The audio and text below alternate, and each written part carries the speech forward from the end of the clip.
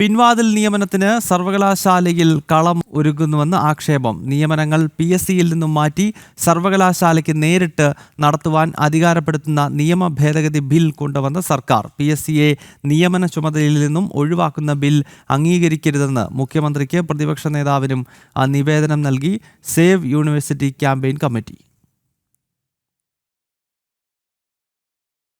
2015 മുതൽ സംസ്ഥാനത്തെ എല്ലാ സർവകലാശാലകളിലെയും അനധ്യാപക നിയമനങ്ങൾ PSCയുടെ നിയന്ത്രണത്തിലായില്ലെങ്കിലും ഇപ്പോൾ കൊച്ചിയിലെ നിയമ സർവകലാശാല നിയമനങ്ങൾ PSCയിൽ നിന്ന് എടുത്തുമാറ്റി സർവകലാശാല നേരിട്ട് നടത്തുവാൻ അധികാരപ്പെടുന്ന നിയമ ഭേദഗതി ബില്ല് കഴിഞ്ഞ ദിവസം ചേർന്ന നിയമസഭ ബജറ്റ് കമ്മിറ്റിയുടെ പരിഗണനയ്ക്ക് വിട്ടിരിക്കുകയാണ്.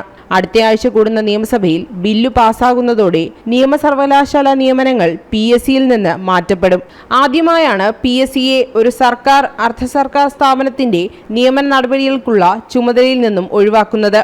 ഇതര സർവകലാശാലയിൽ നിയമിച്ചവരോടൊപ്പം നിയമ സർവകലാശാലയിൽ നിയമിക്കപ്പെടുന്നവരുടെ സേവന വ്യവസ്ഥകൾ വ്യത്യസ്തമാണെന്ന കാരണം ചൂണ്ടിക്കാട്ടിയാണ് പുതിയ നിയമ ഭേദഗതി പ്രാബല്യത്തിൽ വരുന്നതോടെ സർവകലാശാലയിൽ അനധ്യാപക നിയമനങ്ങൾ സർവകലാശാല ഭരണസമിതിക്ക് നേരിട്ട് നടത്താനാകും. ദിവസക്കൂലി അടിസ്ഥാനത്തിൽ ജോലി ചെയ്യുന്നവരെ സ്ഥിരപ്പെടുത്താനാവും.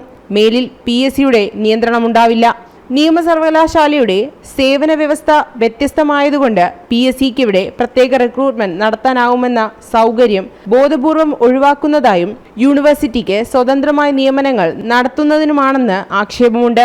അതേസമയം ഉന്നത വിദ്യാഭ്യാസ മന്ത്രി നിയമസഭയിൽ അവതരിപ്പിച്ച ബില്ല് അംഗീകരിക്കരുതെന്നാവശ്യപ്പെട്ട് മുഖ്യമന്ത്രിക്കും പ്രതിപക്ഷ നേതാവിനും സേവ് യൂണിവേഴ്സിറ്റി ക്യാമ്പയിൻ കമ്മിറ്റി നിവേദനം നൽകി. ജനം, തിരുവനന്തപുരം.